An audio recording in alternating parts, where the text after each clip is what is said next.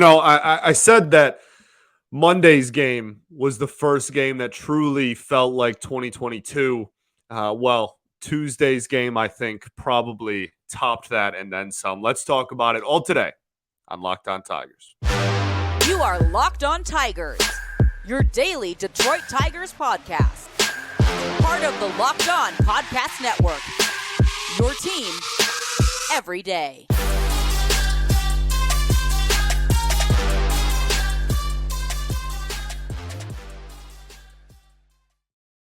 Well, what is up, everybody? Welcome back to another edition of Locked On Tigers. I'm, of course, your host, Scott Bentley. Today is Wednesday, June 7th, 2023. Thank you so much for making Locked On Tigers your first listen every single day. We are free and available wherever you get your podcasts, including YouTube, part of the Locked On Podcast Network, your team every day. Today's episode is brought to you by Bird Dogs. Go to birddogs.com/LockedOnMLB. When you enter promo code LockedOnMLB, they'll throw in a free custom Bird Dogs Yeti-style tumbler with every order.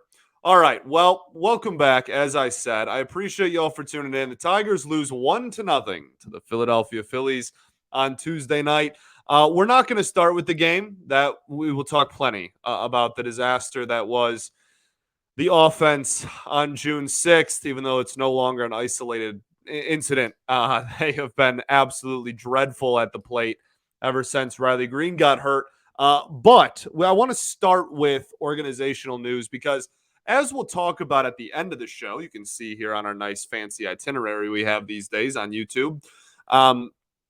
We're going to talk about not like exact roster moves, not like this is going to happen. This is exactly copy and paste what's going to happen. But we are going to discuss the fact that moves need to happen and who needs to be on the outside looking in from this baseball team going forward. And the closer that these players that are hurt, because there's a laundry list of injuries with the Tigers, to be completely fair to them, right? They have a lot of injuries they're dealing with. And so as those players start to come back or get close to coming back, that gives us a clearer picture of who is going to be on the outside looking in. So I want to start that the Tigers do a great thing these days in the Scott Harris era. About once a week now, they send out, the PR department just sends out an entire medical update, a sheet with every single player on the IL and where they're currently at in their current process, I guess, to return to the major. So Bo Brisky, one of the bigger ones, he has been out since spring training, and he is finally scheduled to start a rehab assignment with High A West Michigan today, as you're listening to this, on Wednesday. Kerry Carpenter is currently on a rehab assignment in AAA Toledo. He is scheduled to throw to bases today, so he has been DHing exclusively since coming back from his injury. And it sounds like, I think Evan Petzold said, maybe it was Evan Woodbury, one of the beat writers, said that they probably will not bring Kerry Carpenter back to the major league team until they're confident he can play the outfield. So they're not just going to rush him up just to DH. Alex Faedo saw a hand specialist who removed a portion of his right middle fingernail. He's completing treatments daily and expected to start throwing as symptoms allow. I can't imagine that's going to be a long-term injury. Knock on wood very quickly. Riley Green, they're now labeling as a stress reaction rather than a stress fracture and is completing rehab assignments. Matt Manning, though, completed a 2-inning live bullpen today in which his fastball was about 95 miles an hour. That is a fantastic sign. The arm never went anywhere with him. It's all just going to be about, is he confident landing on his plant foot now with the comebacker that broke some part of his foot. Some doctor can tell me what part of his foot he broke. Erod, with the pulley rupture in his left index finger, saw a hand specialist who cleared him to begin light catch. I have no clue if that's like fantastic news or par for the course or what. Zero idea, but the fact that he's already playing catch again has to be something decent. And then Tarek Skubal completed his first rehab assignment a few days ago now. As you're listening to this, I believe pitched 2 innings. One of them was like a 5-pitch inning, so not like a boatload of work. But his next start, his next rehab start will be on Friday the 9th. His last one was on Sunday. And then, Matt Vierling started doing baseball activities again. So he probably should be back sooner than later. And then there's a few more, Spencer Turnbull's still just doing rehab stuff. Trey Winginter is doing rehab stuff. Casey Mize is playing catch 4 times a week, et cetera, et cetera. But those are good signs. This team, again, they don't have enough talented prospects to legitimately fill every hole on this major league roster. So even if you want to call people up, which again we'll get to at the end of the show, you still need some of these dudes to be healthy again in return from injury. And if you get a combination of both of those things, maybe we can turn this thing around and not have the worst offense I don't know, I've ever seen. Maybe. I don't know. Last year was one of the worst offenses ever. I can't imagine that they're going to be worse. But the last 2 days certainly have been really, really bad. And really every game since Riley Green got hurt has been really, really bad. That is 5 straight losses for your Detroit Tigers. As I said, 1-0 loss to the Phillies on Tuesday night. It's so frustrating. So many different aspects of this are actually so frustrating. One, where do we even want to start? I guess we can start with the fact that Taijuan Walker has an ERA over 5 even after this outing, in which he threw 7 shutout innings. So that should tell you what his season numbers were looking like going into this game. His ERA is over 5. I believe it's 5.04, and that's after 7 innings of shutout baseball with 8 Ks.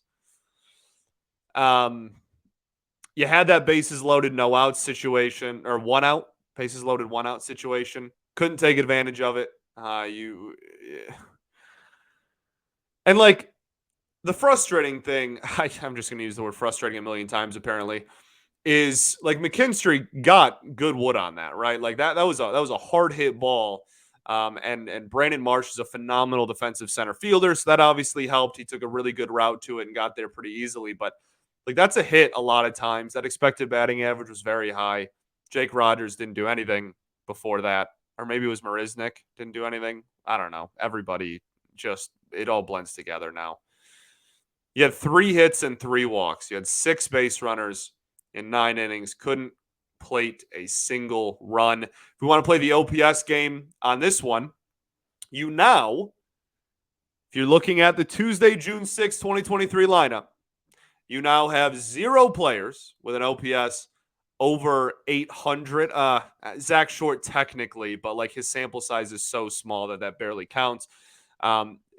With people that even remotely close to qualify, you have no one over an 800 OPS.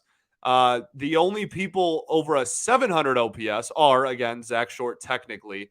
Zach McKinstry, 789 now. His OPS has been going down pretty dramatically over the last week and a half.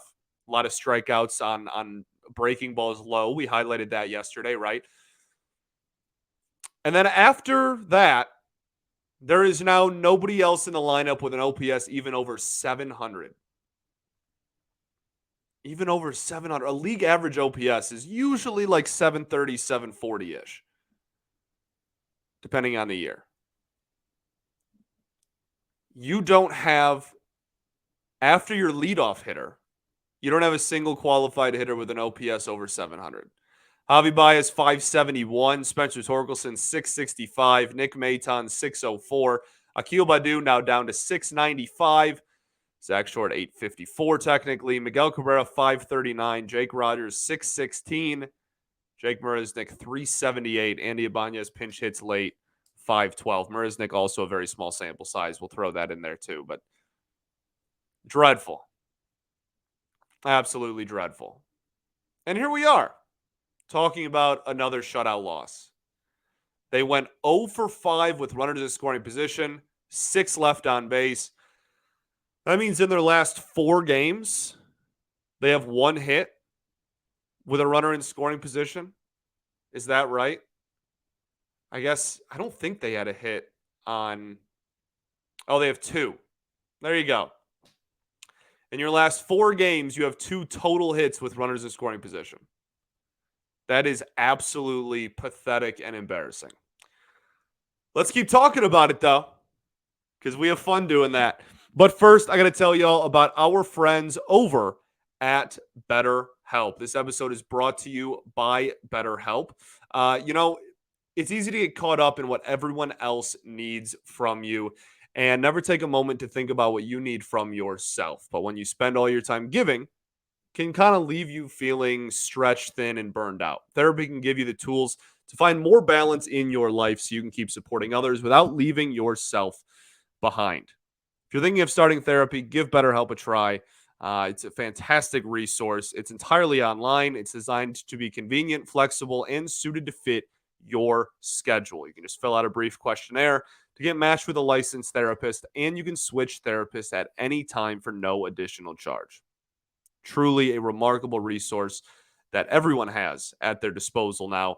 So find more balance with BetterHelp. Visit BetterHelp.com/LockedOnMLB and you can get 10% off of your first month. That's BetterHelp, HELP.com/LockedOnMLB. All right, everybody, welcome back here. Segment 2 of Locked On Tigers. I appreciate y'all for tuning in, making us your first listen every single day. I greatly, greatly appreciate y'all. Shout out to the everydayers that do tune in every day, no matter how good or bad this team is. I very much appreciate and respect y'all. I know. I'm right there with you.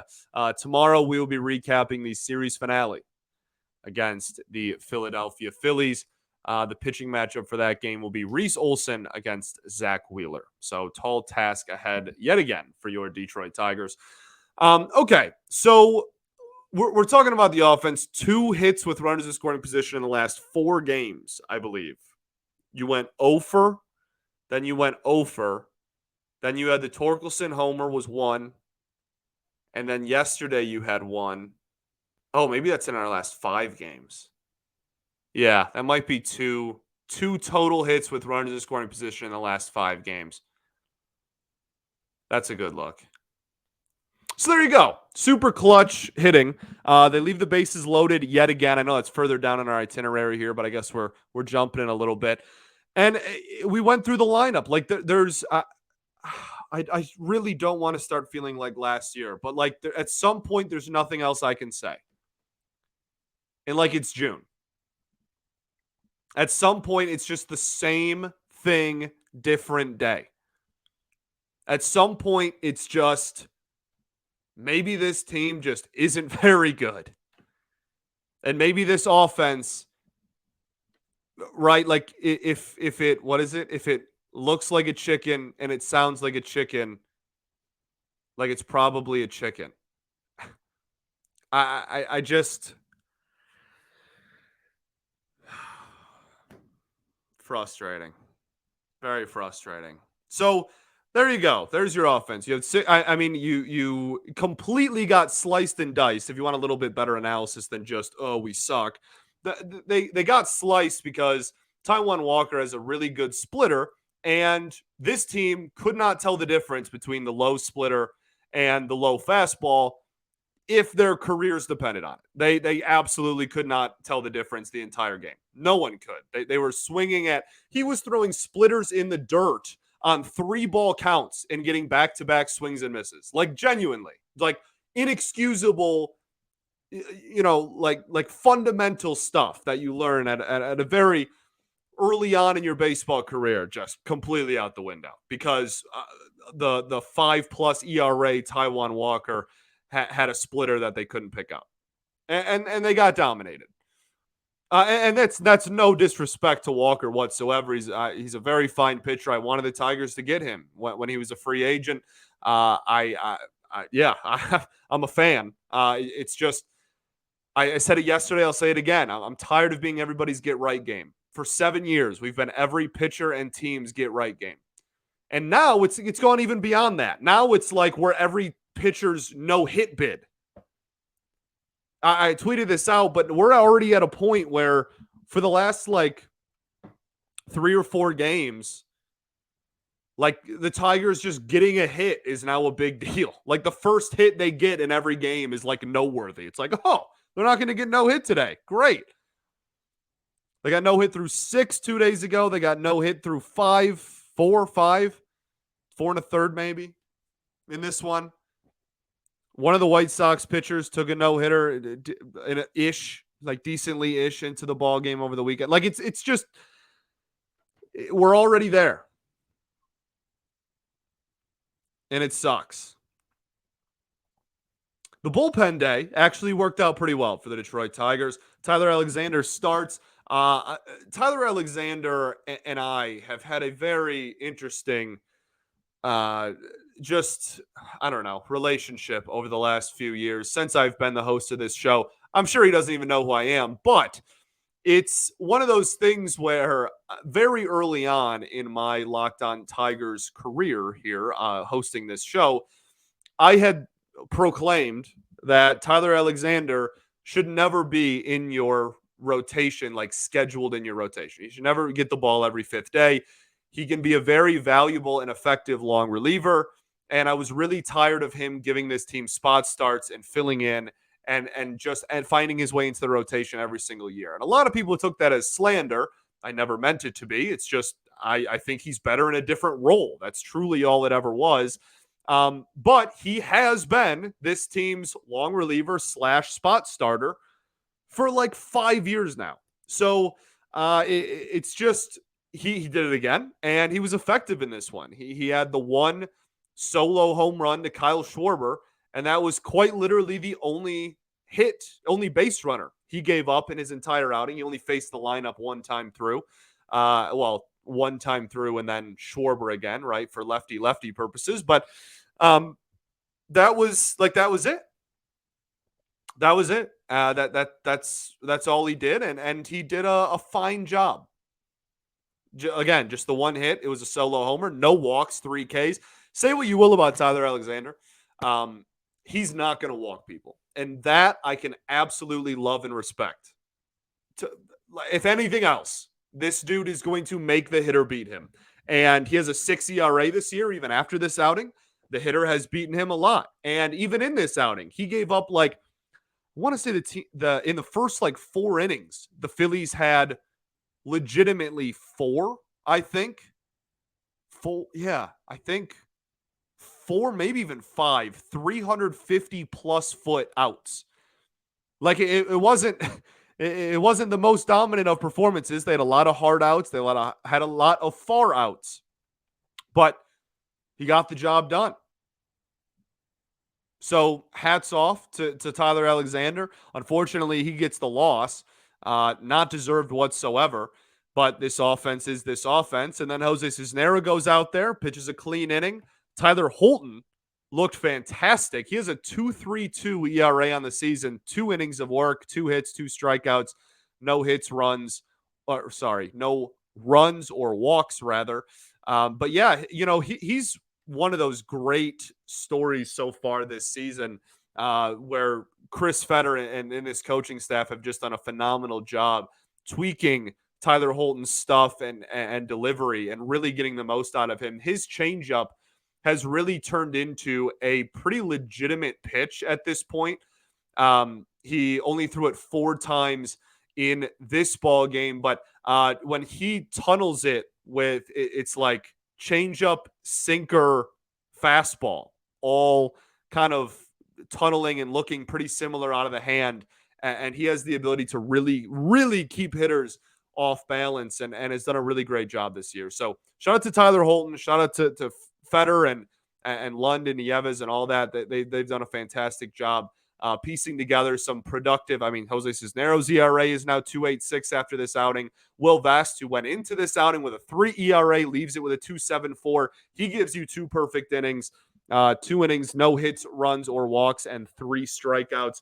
His stuff looked great. He was spinning it. Really, truly. That slider was an unbelievably effective pitch for him in this ball game. And that really, his outings are going to come and go with the effectiveness of his slider because that fastball is going to sit about 95 pretty consistently. So when he's locating and putting the slider where he wants, that's when he's at his best. And in this game, he absolutely did. So, zero complaints, literally zero complaints with the pitching. As a team, they go 8 innings, 3 hits, 1 earned run, no walks, 9 strikeouts. The only blemish the entire time was a leadoff homer. That was the only run scored in the entire game for either team was the first batter of the ballgame. Embarrassing. So embarrassing. And again, like, no disrespect to Taijuan Walker at all, but like, it's just, it's so frustrating when it's such a simple, like, basic sequence. Like, it's not some, they had to go in the lab and really try to figure out how to dissect the Tigers lineup, and it was super difficult, and they had to do all this creative stuff. Like, no, it was just low fastballs, sinkers, and splitters. And he just wouldn't throw them back to back and tunneled all of them.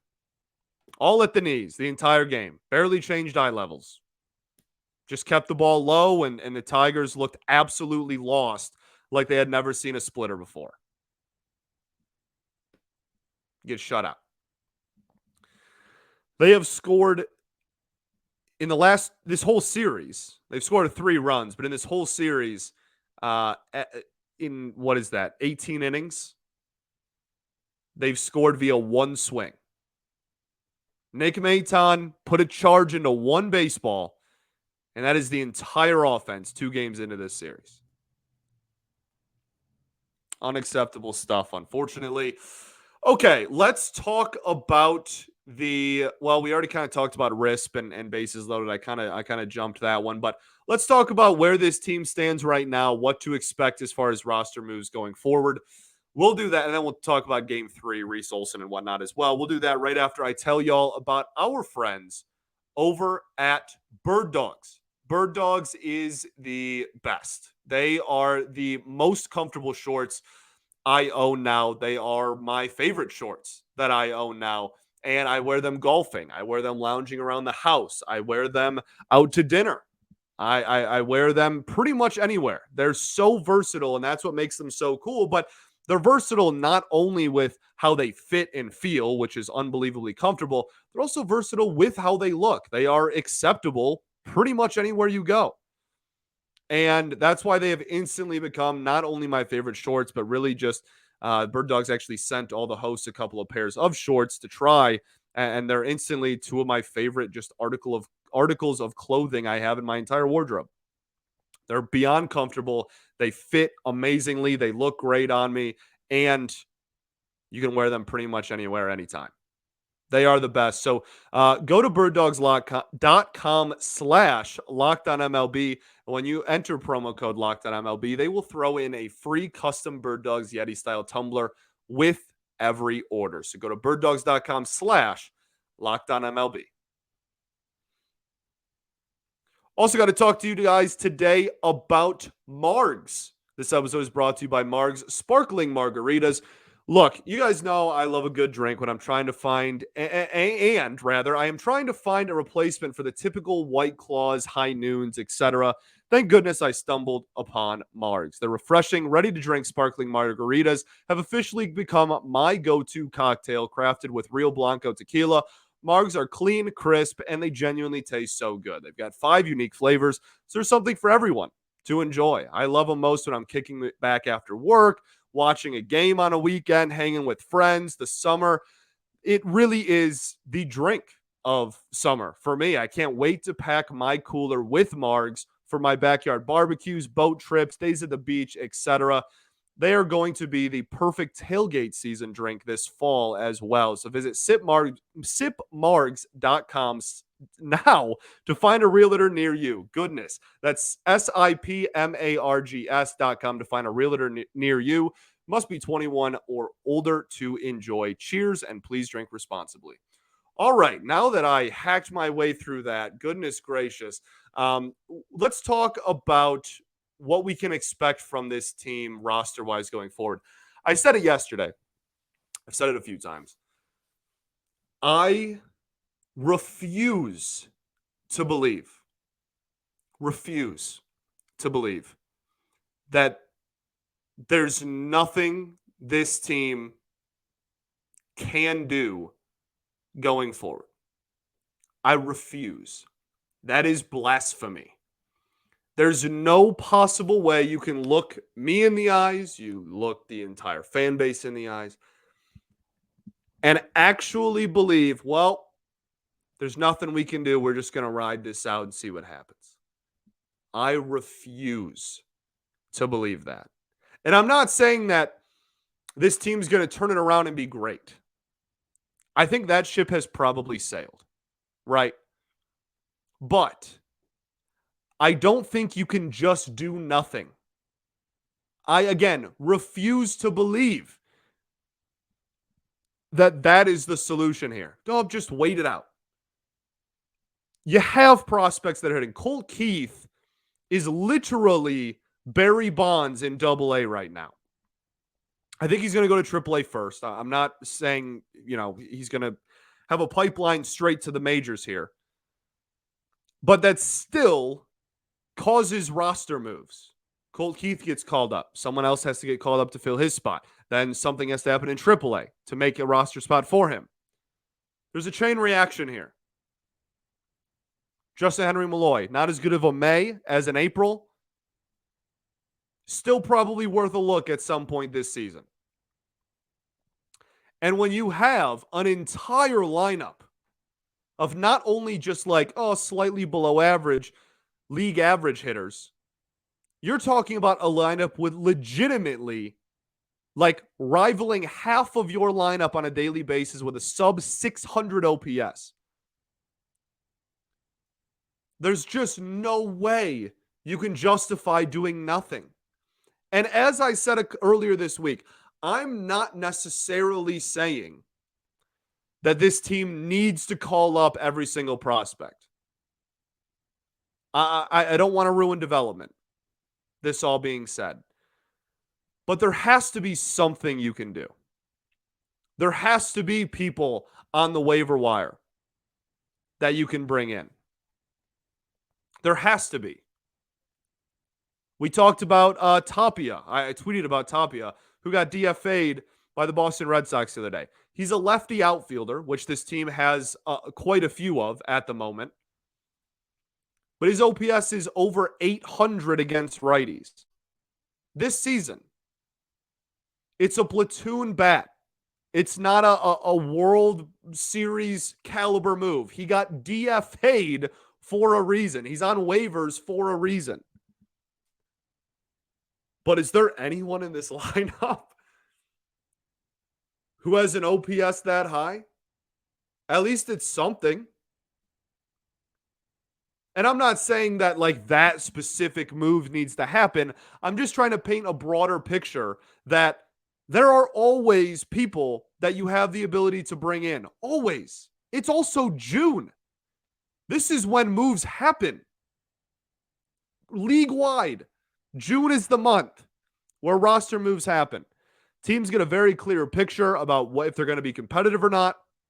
And you also have a lot of clauses in minor league contracts that are like, hey, I'll sign a minor league deal with you, and if I'm not going to be in the majors by June 1st or June 15th or July 1st, then I have the right to either be cut or traded to another team for any price, whether it's cash or whatever. That's literally what happened with Jake Marisnick.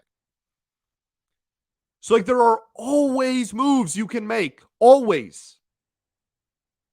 Always. Okay? And again, these kind of moves are small. They're not bringing in world beaters. You're not going to turn this into the murderer's row offense. It's not going to happen. But golly, if it's better than just sitting here and watching the same 12, 13, 14 guys go out there and collectively look like a Double-A offense night in and night out. We can't do this again. We can't. Now, something else I want to point out is the minor league season is set up weird. So especially levels like Double-A, they have kind of first half, second half type of standings. And there are playoff implications based on where you finish in the first half and the second half. You can be good in the first half and still make the playoffs if you're not as good in the second half.